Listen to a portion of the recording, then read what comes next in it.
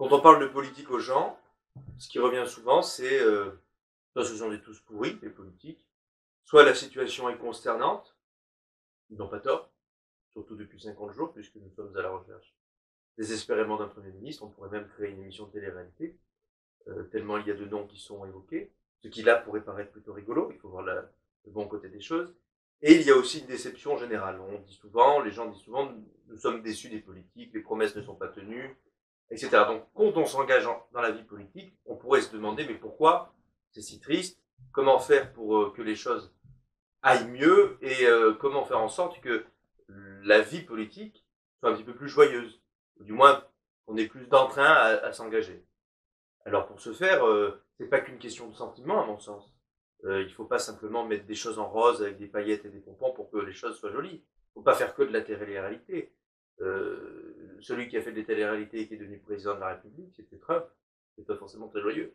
Donc il faut, je pense, je sais pas toi, oui, je te pointe du doigt, mais il faut essayer de redonner de l'espoir, et pour redonner de l'espoir, il faut des idées nouvelles, il faut des idées claires, et il faut faire en sorte que les gens s'engagent et les faire participer.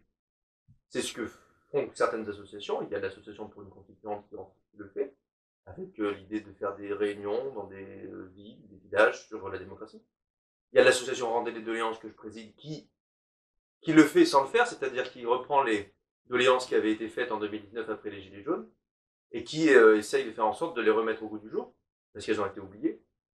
Et il y a encore d'autres activités et d'autres associations qui font. Donc, pour essayer de rendre les choses un peu plus joyeuses, moi je pense qu'il faut impliquer les gens, les citoyens, parce que quand on les applique, ils se sentent concernés. Merci. Je suis tout à fait d'accord. Je pense que il y a toute une tristesse qui vient déjà du manque de représentativité qu'ont les gens. Moi, par exemple, je trouve que c'est très intéressant la politique, mais je trouve ça dommage que des gens fassent de leur vie professionnelle de la politique. C'est pas normal. C'est-à-dire que ce serait beaucoup plus intéressant d'avoir des citoyens qui s'engagent dans la politique de façon épisodique, parce que ça ferait que réellement le citoyen est au cœur de la politique, et que ce soit pas les citoyens face à la classe politique. Pour moi, c'est pas normal. Et c'est pas normal aussi qu'en France, il y ait des gens qui votent pas pour des idées, mais plutôt contre des idées. On l'a vu, c'est la triste situation politique actuelle, c'est que c'est des gens qui se déchirent, qui veulent pas d'un extrême ou d'un autre, qui peut s'entendre, qui veulent pas d'un personnage politique et qui vont voter pour un autre. Au contraire, ce qu'il faudrait, c'est que les gens votent pour des choses auxquelles ils croient, et pas en négation d'autres choses. Et évidemment, l'élection d'une constituante, ça peut être un bon moyen de repenser le jeu politique. Complètement d'accord avec vous deux sur le constat. Aujourd'hui, on a aussi beaucoup, j'imagine, d'intérêts financiers qui sont autour des intérêts politiques.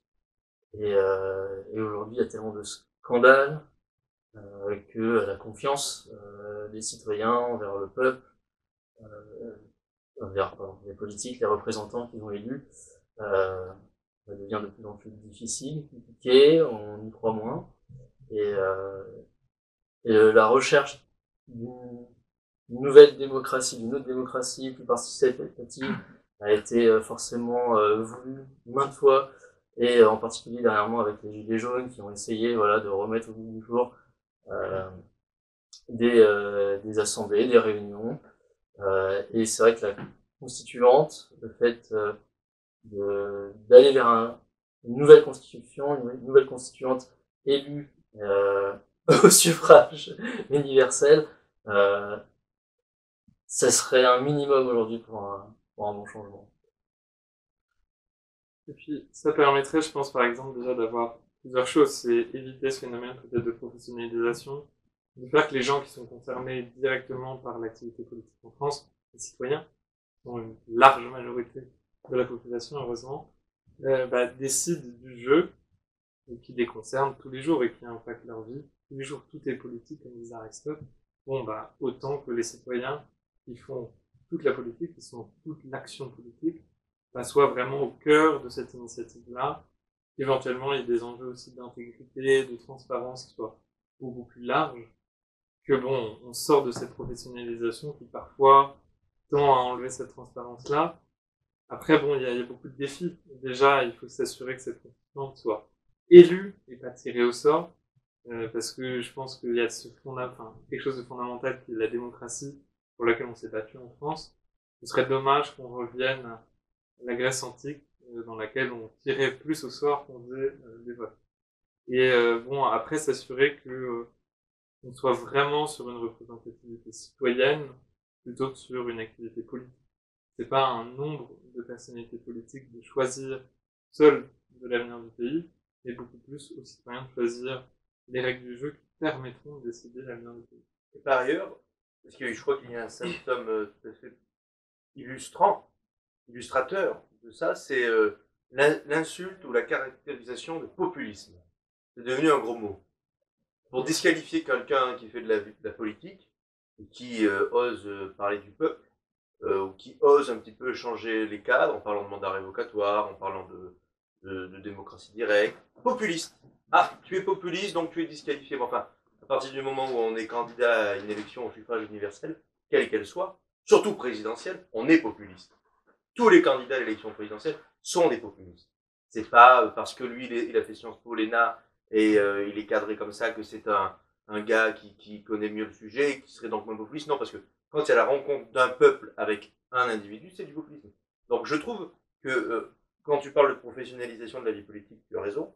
Quand toi tu parles aussi des scandales qui entourent la vie politique, d'autant plus, il y aurait dans certains milieux politiques ceux qui sont dans le système, vraiment, dans le bon système, et ceux qui sont souvent aussi dans le système, mais on les catalogue comme populistes parce qu'ils en sortent un petit peu. Et je trouve que c'est une hérésie intellectuelle. Et c'est devenu un fourre-tout. Et moi-même, je me revendique comme populiste. Parce que c'est pas un gros mot et parce que on fait de la politique pour les gens. Donc, je tenais à dire ça parce que tu as raison de dire que la constituante, etc. Mais je suis persuadé que si on propose la constituante, ce sera populiste.